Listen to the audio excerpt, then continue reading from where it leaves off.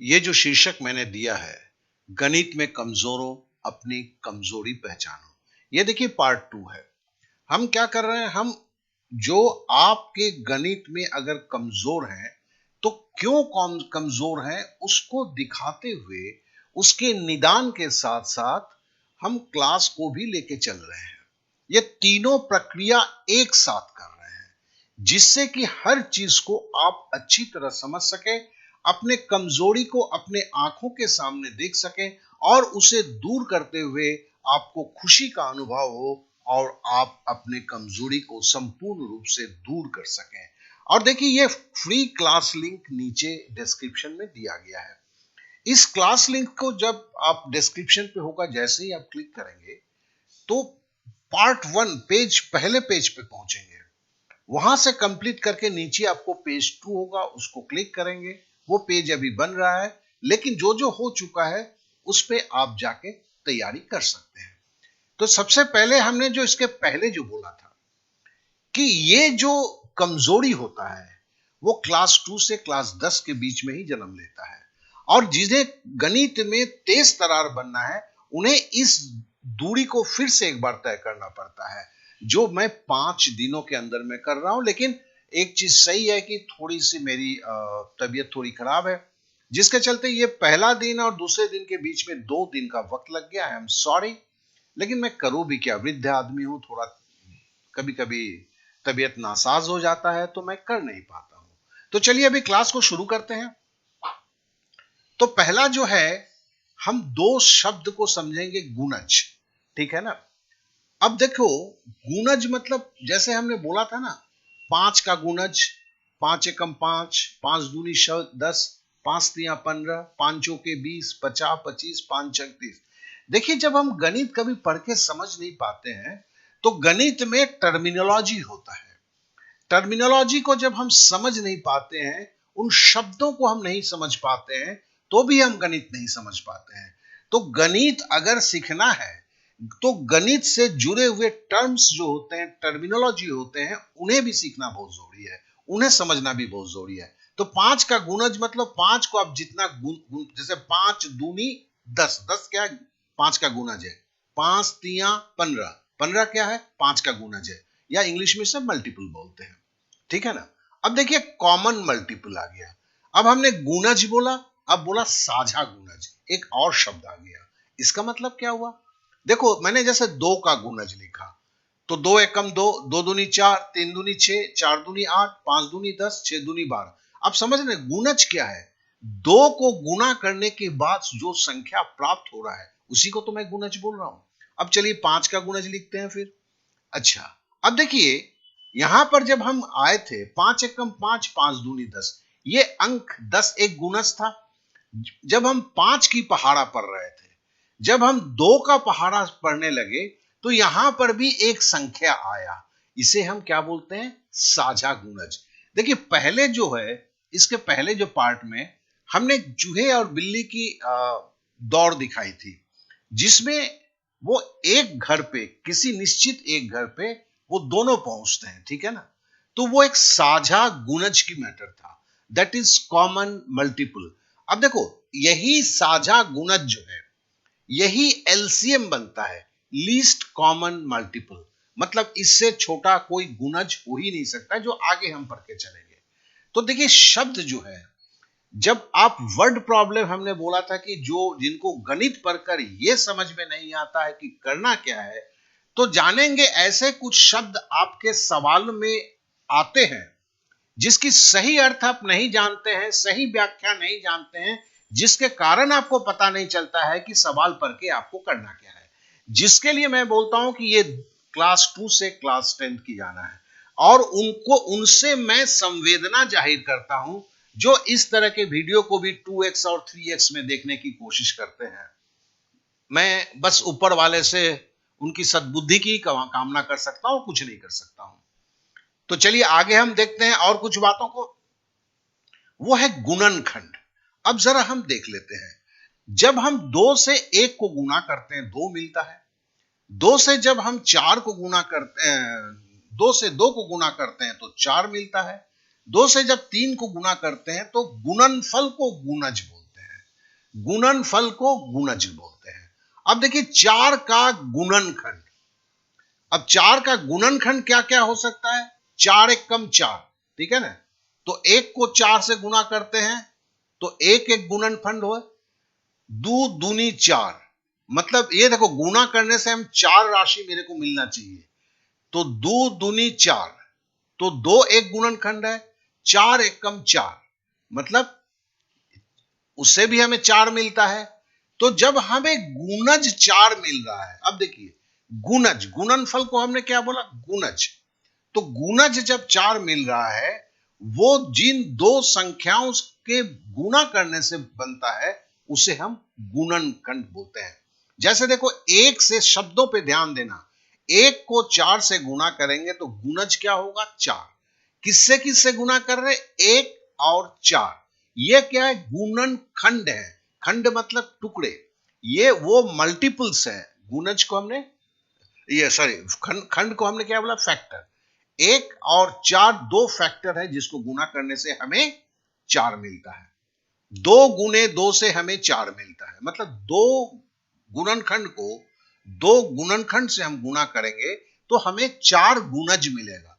शब्दों पे ध्यान दीजिएगा। फिर 4 एक गुणनखंड को एक एक गुणनखंड से गुणा करते हैं तो हमें गुणज 4 मिलेगा। तो हम गुणनखंड, गुणज देखो गुणा करने की प्रक्रिया है, और गुणनखंड क्या है? अगर मैं बोलूं, ये भाग देने की प्रक्रिया में होता है, ये उल्टी विधि में निकलता है।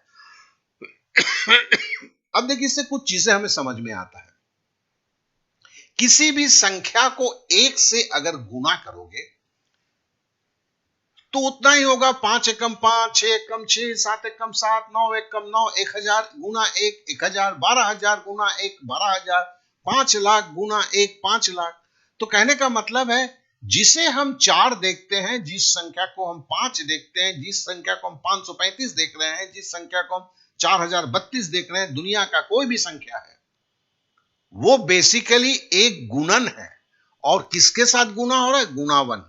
तो एक किसी भी संख्या का गुणनखंड होता है। देखिए ये जो चीज है इतनी आसान लगती है, लेकिन बाद में ये हमें तकलीफ देता है। तो इसके लिए सवालों को समझने में होता है। दूसरा क्या है? किसी भी संख्या का गुणनखंड वो खुद होता है। जैसे देखो 4 हमने ये 4 का गुणनखंड निकाल रहे थे, 4 एकम 4, मतलब 4 तो खुद ही एक गुणनखंड है ना। 4 एक संख्या है और वो खुद भी एक गुणनखंड हो जाता है जब उसे 1 से गुणा किया जाता है, ठीक है ना। तो किसी भी संख्या का गुणनखंड, किसी भी संख्या का फैक्टर वो खुद भी होता है। जैसे 5 लाख, तो 5 लाख में 2 गुणनखंड है। अगर हम ऐसे देखें वो तो होना ही है, एक है और दूसरा 5 लाख है। अब हम क्या बोलते हैं? किसी भी संख्या का गुणनखंड उस संख्या को संपूर्ण रूप से विभक्त करता है। जी हां, अगर कोई गुणनखंड है, उस संख्या को संपूर्ण रूप से विभक्त करेगा, कोई शेष या बैलेंस नहीं बचेगा जब आप भाग देंगे। इन चीजों को पे थोड़ा सा प्रैक्टिस भी जरूरी है, नहीं तो अभी तो समझ में आ जाएगा, बाद में आप सब भूल जाएंगे जब इसकी ओरिजिनल जरूरत होगी। देखो गुणज अनंत होता है, मगर गुणनखंड सीमित होता है। गुणज मतलब 5 का गुणज हमने तो 5 का पहाड़ा 10 तक सीखते हैं। 5 का पहाड़ा 40 भी तो हो सकता है। 5 का पहाड़ा 5 लाख तक भी तो हो सकता है, ठीक है ना। तो हम 500 500 500 5 गुने 101, 505, 5 गुने 102, 510, ऐसे करके तो हम गुणज तो है अनंत। लेकिन 4 का अगर गुणनखंड निकालना है, 40 का गुणनखंड निकालना है, जहां संख्या सीमित हो गया, संख्या सीमित है, असीमित नहीं है, तो उसके गुणनखंड भी सीमित होंगे, असीमित नहीं होंगे। लेकिन जब संख्या असीमित होता है, असीमित आप इनफिनाइट रूप से गुणा कर सकते हैं, तो उसका गुणनफल भी अनंत होगा। तो कहने का मतलब गुणज अनंत है, मगर गुणनखंड जो है सीमित होता है। और ये सब क्यों मैं बोल रहा हूं? जैसे हम देखो 4 और 5 को हमने गुणा किया तो क्या गुणज हुआ? 20। अब देखो हम क्या बोल सकते हैं, 20 का गुणनखंड क्या है, 4 है और 5 है, ठीक है ना। ऐसे इसमें और भी है, एक भी गुणनखंड है और दूसरा 20 भी गुणनखंड है, तो मैंने उसको नहीं लिखा है यहां पर। 20 का गुणनखंड 4 होगा, क्या है, 4 संख्याएं होगी, 1 होगी 20 होगी। क्यों, एक सभी का गुणनखंड होता है और जिस संख्या का गुणनखंड निकाला जाता है वो संख्या खुद एक गुणनखंड होता है। ये तो 2 निकल गया। दूसरा 4 पचे 20, मतलब 4 और 5 20 हुआ, ठीक है ना। तो हमें अब समझ में आ रहा है, देखो मल्टीपल गुणज और गुणनखंड में एक संपर्क आपको अब दिखने लगा है, ठीक है ना।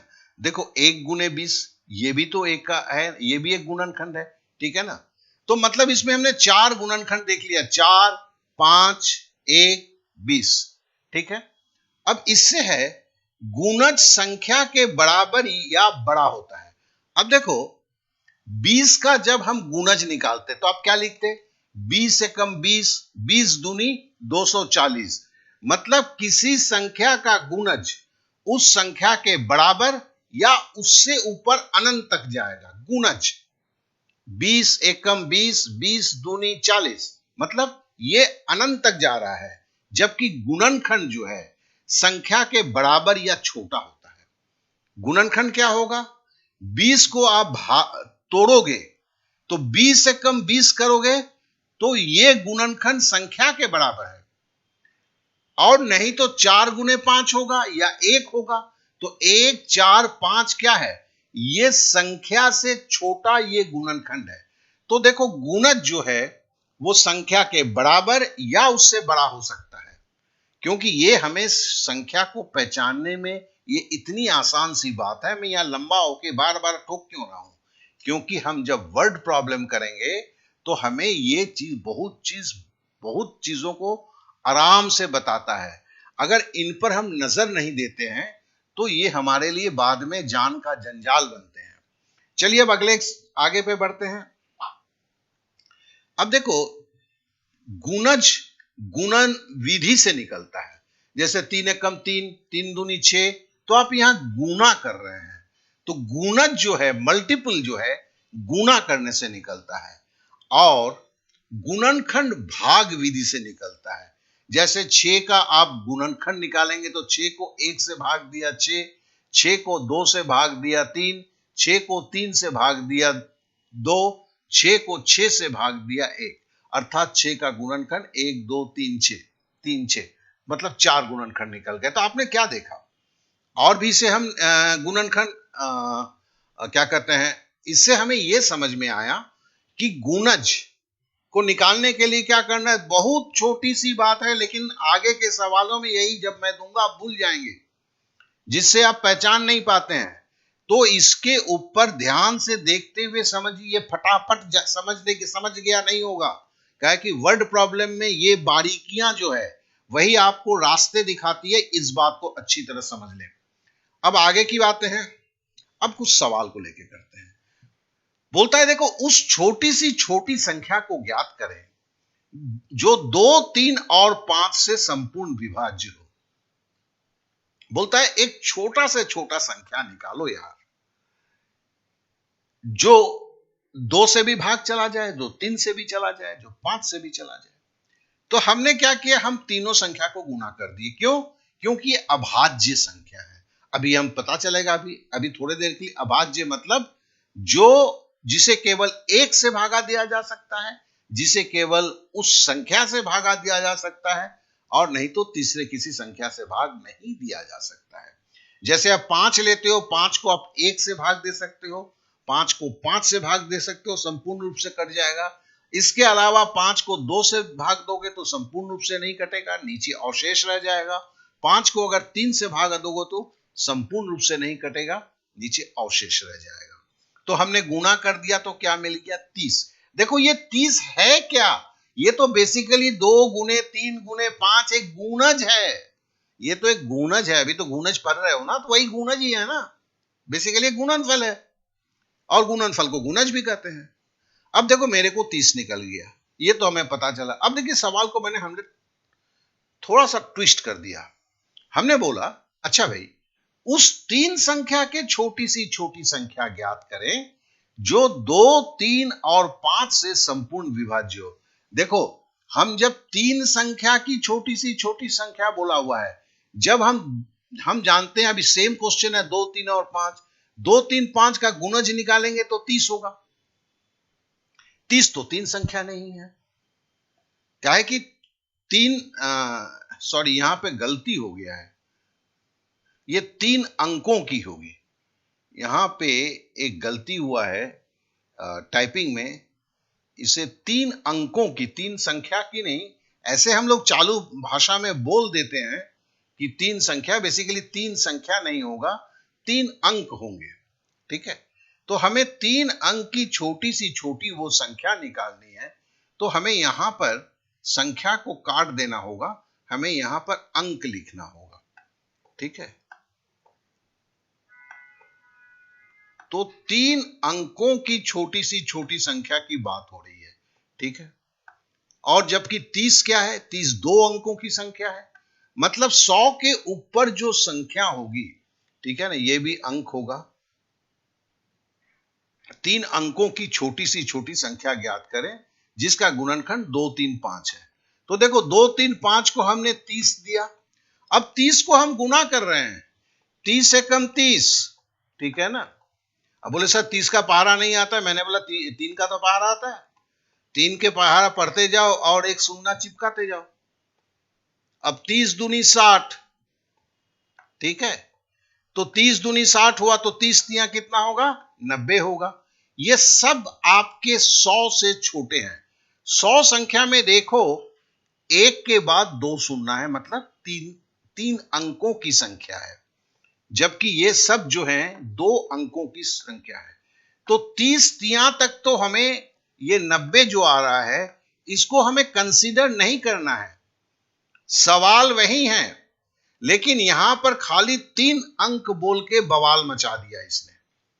ठीक है ना, अब इसके लिए हमें, और ये बोला छोटी सी छोटी संख्या। अब देखो, 30 चौके 120। अब हम अगली सवाल पे आते हैं, अब देखो डिफरेंस, अब ये तो अंक ही होगा, 3 अंकों की, अब बोला है बड़ी सी बड़ी संख्या। तो देखो, हमें जो बोलते हैं ना अंडरस्टैंडिंग, मतलब क्या, कोई गणित हमें समझ में नहीं आता, मतलब एक ही चीज है, इन छोटे छोटे बातों को आप ध्यान नहीं देते हो, लगता है कि आप समझ गए हो, आप चालाक हो, आप बुद्धिमान हो, बाकी आगे जाके ठोकर खा जाते हो। अब देखो, 3 अंकों की सबसे बड़ी संख्या क्या होगी भैया, 3 अंकों की सबसे बड़ी संख्या, मतलब 3 बार 9 लिख लीजिए, 999। 3 अंकों की सबसे बड़ी संख्या क्या होगी, 3 अंकों की सबसे बड़ी संख्या क्या होगी भैया, 999। ठीक है ना, क्योंकि इसके बाद जैसे आप एक जोड़ देंगे तो ये आपका 1000 हो जाएगा। 1000 4 अंकों की संख्या है, तो 999 के करीब जो संख्या होगा वो सबसे बड़ी संख्या होगा। अब आपको 30 को हमने 33 से गुणा करके 990 लिखा, लेकिन ये प्रैक्टिकली बुक्स में भी लिखा होगा, मैं जब इस पे सवाल दूंगा उसमें भी होगा, लेकिन हकीकत में आपको निकालेंगे कैसे, आप निकालेंगे अगर, तो अब आपको पता कैसे चलेगा आपको 33 बार देना है कि 34 बार देना है। तो इसके लिए मैं बता देता हूं कि सिंपल, आप जैसे 999 को यहां कर देता हूं, ठीक है ना, 999 को आप जो है 30 से भागा देते हैं। ठीक है, तो 30 से जब भागा देते हैं 3 बार जाएगा, ये 90 हुआ। ठीक है ना, आपने 9 उतारा, घटाया तो 9 आया, यहां पर भी 9 उतारा, अब 30 तिया 90 हो गया। ठीक है, मतलब अब यहां अवशेष को अब नहीं देखना है, अब अवशेष को भूल जाना है, आपको तो संपूर्ण कटे वो क्या है, 33 है। संपूर्ण रूप से 999 में 30 की जब आप गुणज को लेके जा रहे हैं, देखो मैं बार बार अब गुणज यूज कर रहा हूं, तो वो 33 बार जाएगा, 34 बार की गुणज जो है 4 अंकों वाली हो जाएगी, इसके लिए आपने 30 गुने 33, तो समझ गए। तो यहां पर जो छोटी 2 प्रक्रिया थी, समझने नहीं जानने की जरूरत है, जानने के बाद आपके दिमाग में रहे उसकी जरूरत है। यहां समझना क्या है,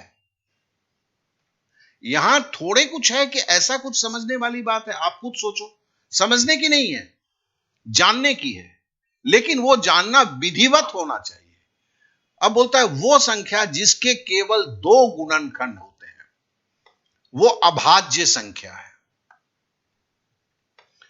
जैसे 7, जिसका दो गुणनखंड है, 1 और 7, तो गुणनखंड क्या है? जिसे आप भाग देने पर अवशेष नहीं बचता है, अभी हमने बोल के बताया ना। तो और किसी संख्या, वो संख्या को हम अभाज्य बोलेंगे जिसके दो गुणनखंड होंगे, इससे ज्यादा नहीं। दो गुणनखंड मतलब एक और वो संख्या हिमसेल्फ। यही बात हुई है, यही तो हम बताने की कोशिश कर रहे हैं ना। अब हम अगले पॉइंट पे आते हैं। वो संख्या जिसके दो से अधिक गुणनखंड होते हैं उसे भाज्य संख्या कहते हैं। ठीक है? जैसे 6 है, इसका दो से अधिक गुणनखंड है। ठीक है? कैसे देखो, 3 दूनी 6, ठीक है ना, 1 2 3 सॉरी, और एक गुणनखंड इसमें जिसका दो से अधिक है, एक और गुणनखंड रह गया है इसमें। देखो 6 एक कम 6, 6 एक कम 6, 2 2 3 6। ठीक है? तो फिर इसके 1 2 3 6, अच्छा यहां पे सॉरी यहां पे मैंने लिखा है 1 2 3 और 6, सॉरी, तो मैंने लिखा, मैंने ध्यान नहीं दिया इसे।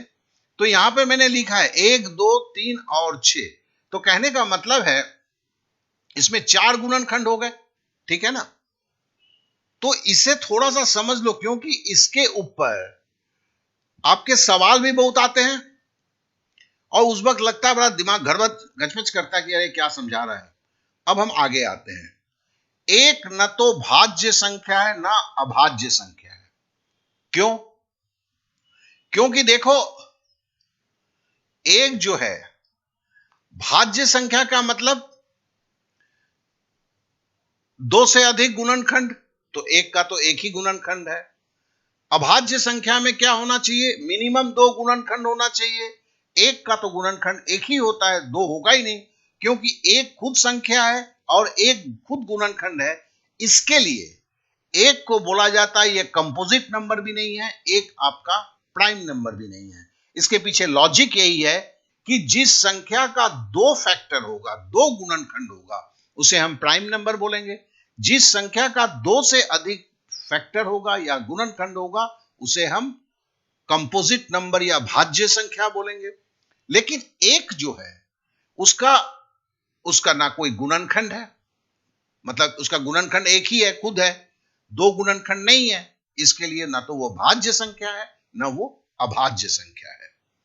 अब आते हैं, जो संख्याएं दो का गुणज होता है उन्हें हम सम संख्या कहते हैं। तो सम संख्या क्या है? जिसका गुणज दो है, मतलब जिसे दो से गुणा किया जाता है। ठीक है ना? वो दो का गुणज है, मतलब दुनिया की सारी सम संख्याएं जो है दो का गुणज है। ठीक है? तो देखो यहां पे हम बात वही कर रहे हैं, कुछ भी नई बात नहीं कर रहे हैं। एक थोड़ा सा सिस्टमेटिक साइंटिफिक शब्दों को इस्तेमाल करते हुए बातें कर रहे हैं, और यहां से ही हम चल रहे हैं। बड़ी जल्दी हम 5 दिन में पहुंचेंगे, कोई चिंता नहीं है आपको। दो संख्या एक सम संख्या है मगर अभाज्य संख्या है। हां जी हां, अभाज्य संख्या, पहला प्राइम नंबर, पहला सबसे छोटा सम संख्या 2, सबसे छोटा अभाज्य संख्या। भाज्य नहीं, दो लगता है तो लगता है कि यह भाज्य संख्या नहीं। क्यों? दो के केवल दो फैक्टर होंगे, दो गुणनखंड होंगे, इसके लिए दो जो है एक अभाज्य संख्या है। अब तो आप समझ गए दो को क्यों अभाज्य संख्या बोला जाता है। अब चलिए हम आगे चलते हैं।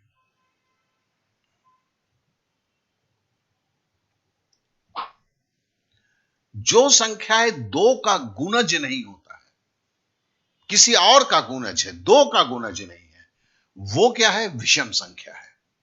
ठीक है? जो संख्याएं दो का गुणज नहीं होता है उसे विषम संख्या बोला जाता है। 3 5 7 11। देखिए इसमें से हमें जो मुझे आगे जरूरत है क्लास 10th के लिए, क्लास 9th के लिए, या कंपटीशंस के लिए मैं उन्हीं वस्तुओं को लेके जा रहा हूं, बाद बाकी को अभी छोड़ के जा रहा हूं। मगर दो अभाज्य संख्या का अगर अंतर 2 हो तो उस अभाज्य संख्या को अभाज्य युग्म, देखिए ये जो शब्द है ना, ये शब्द को रेगुलरली लोग ध्यान नहीं देते हैं, लेकिन परीक्षा में बड़े धड़ल्ले से 2-4 बार पूछ दिया गया, ट्विन प्राइम्स, अभाज्य युग्म। अब समझ में नहीं आता अभाज्य युग्म तो है मतलब, अभाज्य युग्म मतलब क्या? अभाज्य युग्म मतलब होता है जो दो क्रमागत अभाज्य जिनके अंदर में 5 का अंतर होगा, जैसे 3 और 5, ठीक है ना, 5 के बाद 6 छोड़ के 7, 7 छोड़ के 8, देखो 8 के बाद 9, 9 के बाद 10, 10 के बाद 11। अब देखो 9 अभाज्य संख्या नहीं है, 9 एक भाज्य संख्या है, क्योंकि 3 तिहाई 9। अब इस तरह अगर तुम आप देखोगे तो जिसके अंतर 2 है, जिस भाज्य संख्या अभाज्य संख्या का अंतर 2 है, वो बहुत ज्यादा नहीं होते हैं, 3 और 5, 5 और 7, 17 और 19, बीच में देखो 7 के बाद 9, चूंकि 9 आपका विषम संख्या है लेकिन भाज्य संख्या है, क्यों? 3 तिहाई 9। अब 11 के बाद देखो 11 12 13, सॉरी 11 12 13, एक रह गया यहाँ, 11 12 13 है, मतलब 11 और 13, ठीक है ना। 11 और 13 ये क्या है? ये भी आपका ट्विन प्राइम्स है। क्या है कि 11 भी आपका अभाज्य संख्या है, 13 भी आपका अभाज्य संख्या है, और इनका अंतर क्या है? 13 से आप 11 घटाओ तो 2, 19 से आप 17 घटाओ 2, 7 से आप 5 घटाओ 2, 5 से आप 3 घटाओ 2। तो आप समझ गए होंगे कि मैं क्या कहना चाह रहा हूं, ठीक है।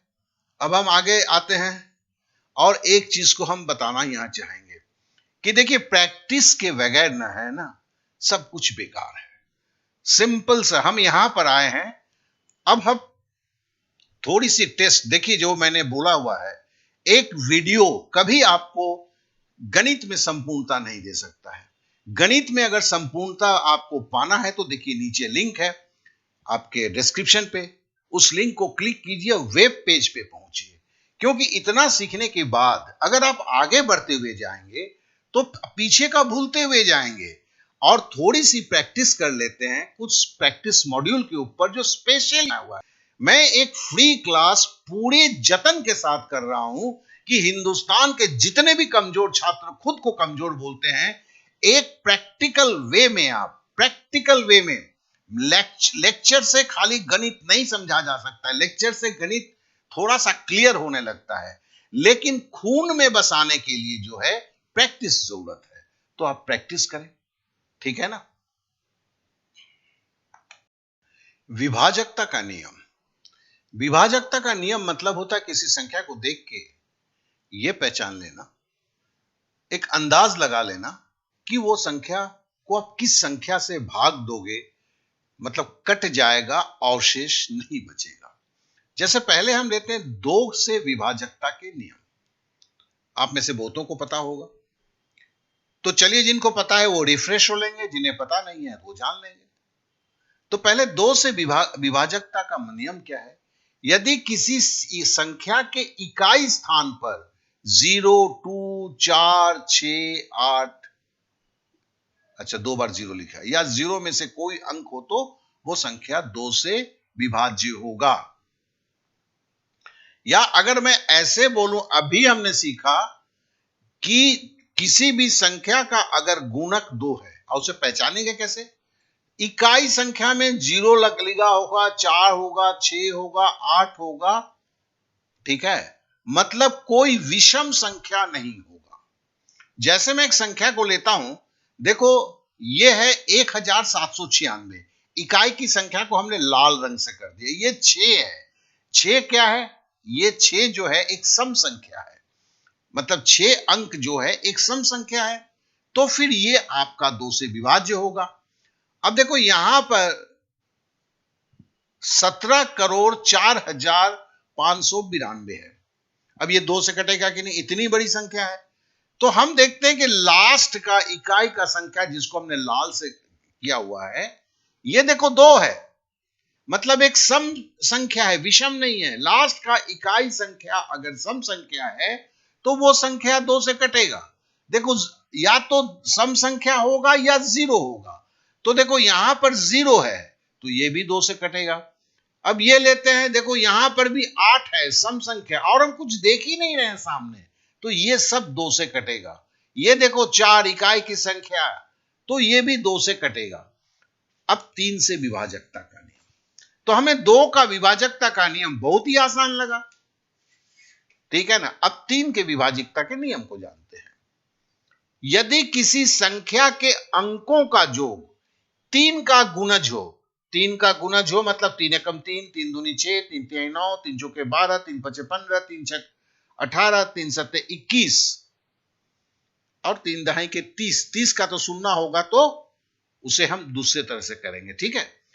अब देखो बोला क्या है, अंकों का योग, अंकों का योग, गुणज तो हम 3 का गुणज समझ गए, अंकों का योग मतलब क्या होगा, चलो हम देखते हैं। यहां पे ये जो बोलने का कोशिश किया इसका मतलब क्या है। देखो 9 और 1 10, 10 8 18, अच्छा यहां पे तो किया ही होगा मैंने। देखो 8 और 1 9, 9 9 18, 18 और 6 24। 24 क्या है, 24 देखो 3 8 24, और नहीं होता है तो फिर 4 को 2 से जोड़ दो, तो क्या हुआ 6। 6 क्या है, 3 का गुणक है, 3 दूनी 6। तो मतलब ये संख्या 1896 3 से कटेगा या नहीं कटेगा, कैसे जानने के लिए क्या किया है, हमने सारे अंकों को जोड़ दिया।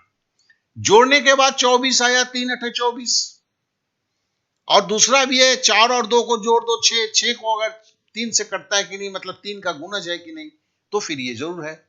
देखो 3 8 24, तो इसके लिए ये संख्या 3 का गुणज है, इसलिए ये संख्या 3 से कटेगी। दूसरा एक संख्या लेते हैं 3806, वही करेंगे। 8 3 11 और 0, 11 11 और 6 17। अब देखो 17 तो 3 से नहीं कटता है ना, तो ये 17 जब ये 3 का गुणज नहीं है, तो 3806 जो है ये 3 से नहीं कटेगा। तो आशा करता हूं ये समझ गए होंगे, एकदम आसान है, लेकिन प्रैक्टिस के बगैर ये आपके साथ नहीं, आपके साथ जाएगा। अब आते हैं 5 से विभाजकता का नियम। 5 से विभाजकता का नियम में क्या बोलता है, यदि किसी संख्या के इकाई स्थान पर, इकाई स्थान तो अब 2 में हम देख चुके हैं, 5 या 0 में से कोई अंक हो तो वो 5 से विभाज्य होगा। सीधी सपाट बात है अभी। 1795 का इकाई संख्या 5, इसलिए 5 से कटेगा। अब देखो यहां पे 17,04,590 है, आखिरी जो संख्या है, अंतिम संख्या 0 है, इसलिए 5 से कटेगा, ठीक है ना। अब 10 के विभाजकता का नियम, इसमें है कि देखो 5 से कटेगा तो 5 और 0 होना चाहिए, और 10 से जो कटेगा वो संख्या जो इकाई के स्थान पर 0 हो। तो मतलब क्या है, अगर हम 1790 लिखते हैं, इकाई के स्थान पर 0 है, तो ये 10 से कटेगा। यहां पर हम 17,04,590 लिखे हैं, इसका इकाई के स्थान पर 0 है, तो 0 से कटेगा। अति मतलब बहुत ही साधारण मैटर है, लेकिन जान के दिमाग में स्थिर से बैठा के रखते हैं तो वो काम का होता है।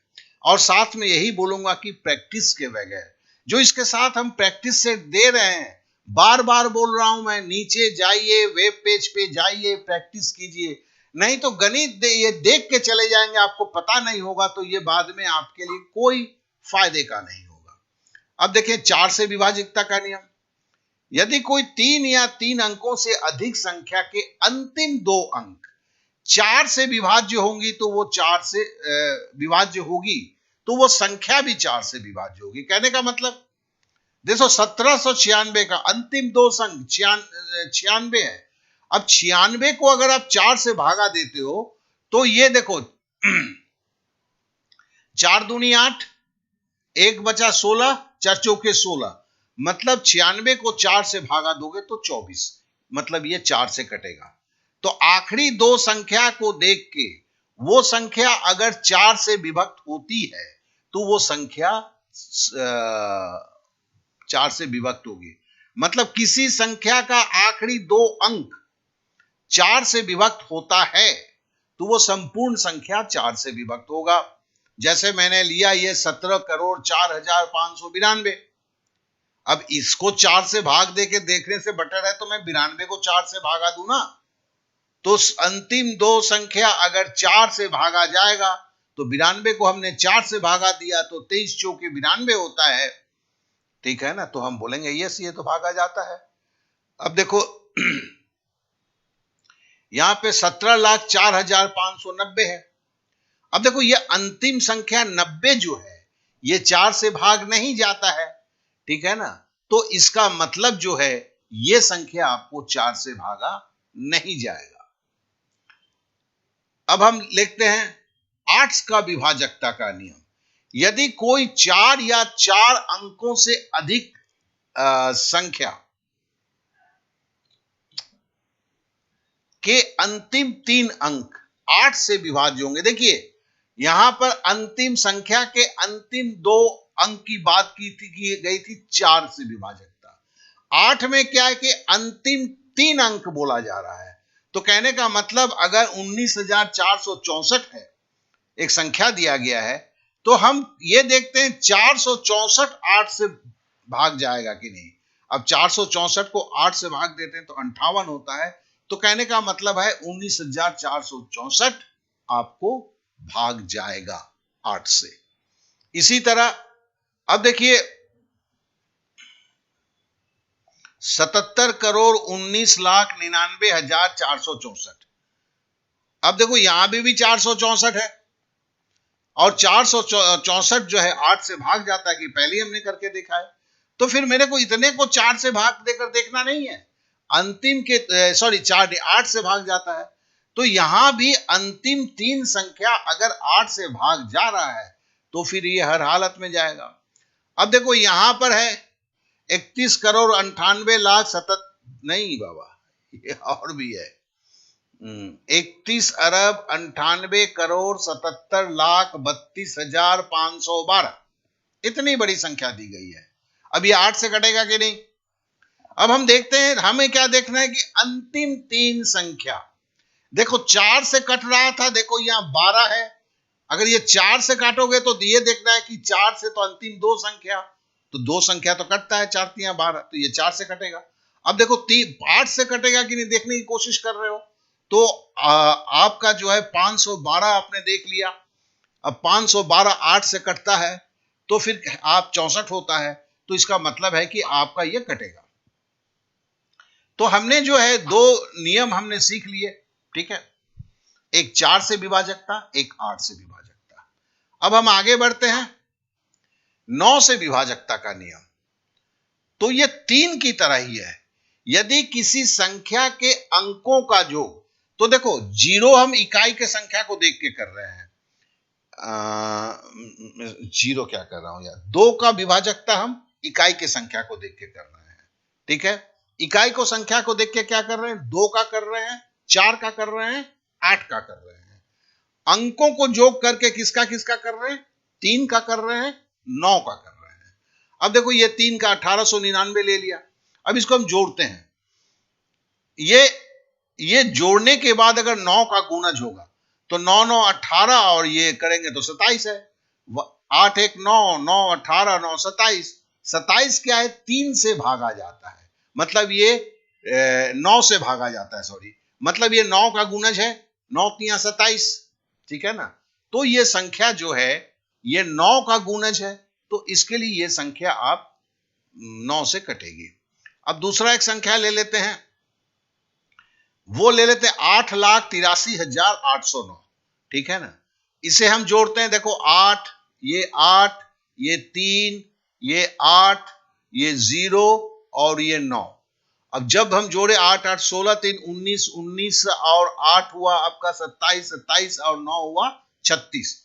अब 36 जो है 9 से भागा जाता है, 4 9 36। तो कहने का मतलब ये 9 का गुणज है, और चूंकि ये 9 का गुणज है तो ये संख्या 9 से कटेगी। तो मतलब है कि हमें इतनी बड़ी संख्या को 9 से भाग देकर देखना नहीं पड़ रहा है कि 9 से कटेगा या नहीं। हमें ऐसे ही पता चलता है कि ये 9 से कटेगा, क्योंकि हम इनके अंकों को जोड़ के देखते हैं ये 9 का गुणज है या नहीं। और देखिए, जो संख्या 9 का गुणज होगा वो तो 3 का गुणज होगा ही, क्योंकि 9 3 तिहाई 9 से बना हुआ है, तो 9 के अंदर में 3 3 है, तो मतलब ये 3 से तो कटेगा ही, ये आप जान लीजिएगा। 3 से आगे चलकर हम 9 से भी काट सकते हैं। अब आते हैं दूसरी, 11 से विभाजकता का नियम। 11 से विभाजकता का नियम में क्या बोलता है? यदि किसी संख्या के सम स्थानों के अंकों का योग विषम स्थानों के अंकों के योग का अंतर 0 या 11 से विभाज्य है, तो वो संख्या 11 से विभाज्य होगी। तो कहने का मतलब क्या है? यदि किसी संख्या के सम स्थानों के अंकों का योग विषम स्थानों के अंकों के योग का अंतर, अब ये थोड़ा सा खचपच खचपच लग रहा है, तो जरा समझ लेते हैं इसे। एक संख्या देते हैं। अब देखो, हम इसको कैसे पढ़ेंगे? हम एक्चुअली जब भी संख्या को पढ़ा जाता है, ध्यान देंगे, संख्या को पढ़ा जाता है तो हम राइट से लेफ्ट की तरफ जाते हैं, दाएं से बाएं की तरफ, दाएं से बाएं की तरफ। बायां हाथ ये है, मतलब आप जा रहे हैं ना, तो आप इसको आप ये बोल सकते हैं, इसको आप इकाई बोलते हैं। हमने इसको 1 लिखा, ऊपर लिख देता हूं इकाई। ये हुआ 2 नंबर पोजीशन, ये 3 नंबर पोजीशन, और ये हुआ 4 नंबर पोजीशन। तो देखो, इसमें सम स्थान क्या है? पोजीशन मतलब क्या कहते हैं, स्थान। अब देखो, सम मतलब इवन। इवन नंबर क्या है? जो 2 से कटता है, 4 और 2 है। और विषम स्थान, ऑड सिचुएशन मतलब पोजीशन, वो क्या है? 1 और 3 है। तो फिर यहां पर हमने क्या किया? देखो, हमने सम स्थान को जोड़ा, 9 और 8 को जोड़ा। देखो, 9 प्लस 8, ठीक है। अब विषम स्थान को जोड़ रहा हूं मैं, ये 8 और 9, तो 9 8 17, इसको जब जोड़ा मतलब हमने 1 नंबर और 4 नंबर के पोजीशन को जोड़ा, सॉरी 1 नंबर और 3 नंबर के पोजीशन को जोड़ा, 2 नंबर और 4 नंबर के पोजीशन को जोड़ा, उनका अंतर निकाला। तो देखो, 4 और 2 को आप जोड़े तो क्या हुआ? 8 9 17। 3 और 1 नंबर के पोजीशन को जोड़े, 8 9 17। 17 से 17 घटाया तो 0 हुआ। तो कहने का मतलब है, ये जब 0 हुआ तो ये संख्या 11 से कटेगी। अब एक दूसरा संख्या लेते हैं। अब आपको हम किससे किससे जोड़ेंगे? देखिए, लाल जो है ये पहली पोजीशन है, ये दूसरा स्थान है, ये तीसरा स्थान है, ये 7 जो लिखा हुआ है ये चौथा स्थान है। ये क्लियर है? तो सम स्थान और विषम स्थान, सम स्थान में मेरा क्या है? 2 और 4 है, तो 8 7 15 जोड़ेंगे। तो विषम स्थान में क्या है? 2 और 2 है, तो 2 और 2 विषम स्थान में 4 हुआ। तो सम स्थान में 15 हुआ था, विषम स्थान में 4 हुआ है। तो देखो, ये 15 हुआ है, ये कौन सा है? सम स्थान को हमने जोड़ा है, ये विषम स्थान को हमने जोड़ा है, और जब इनको घटाया, 15 से 4 घटाया, तो मुझे 11 मिला। तो हमें क्या बोला गया है कि इन सम और विषम स्थान का अंतर अगर 0 होता है या 11 होता है, ऐसी हालत में वो संख्या जो है 11 से जरूर विभाज्य होगा। ठीक है? अब देखिए, ये जो है, अब ये रट्टा मारने की चीज नहीं है। इसे आप प्रैक्टिस सेट जो लग रहे हैं नीचे आपके, जैसे मैंने फिर से बोलता हूं कि वेब पेज पे जाएंगे तो जिसका लिंक नीचे दिया गया है, वहां पर जाके इसमें बहुत सारे सवालों को अगर आप एक बार प्रैक्टिस कर लेते हैं तो समझिएगा कि ये जीवन भर के लिए जाएगा। ये आपके जल्दी से फास्ट कैलकुलेशन के लिए काफी जरूरी है। सवाल तो आते ही हैं, और 11 से विभाजकता के ऊपर सबसे ज्यादा सवाल आते हैं। तो ये तो आएंगे ही, लेकिन साथ ही साथ आप जो फास्ट कैलकुलेशन की बात करते हैं, उसमें ये एक अहम रोल अदा करता है। तो चलिए आज जो है हम यही समाप्त कर रहे हैं, ठीक है ना। आज ही हम दूसरा क्लास आज लोड करेंगे जिसमें आगे का होगा, मतलब आपका 3 नंबर का होगा वीडियो। तो इसके लिए यह संपूर्ण तैयारी है। अब देखो ये पार्ट 2 का ही बी पार्ट जो है थोड़े देर में आपका अपलोड होगा, और नहीं तो कल जरूर अपलोड होगा। किसी कारण से थोड़ा सा अस्वस्थ रहता हूं, नहीं तो कल सुबह अवश्य अपलोड होगा। तो आप लोगों से मेरा आवेदन है कि अगर सही में गणित की कमजोरी को दूर करना चाहते हैं तो वीडियो को दोस्तों में फैलाएं, खुद भी देखें, रेगुलर देखें, वेब पेज पर जाएं। बहुत बहुत शुक्रिया, बहुत बहुत शुक्रिया।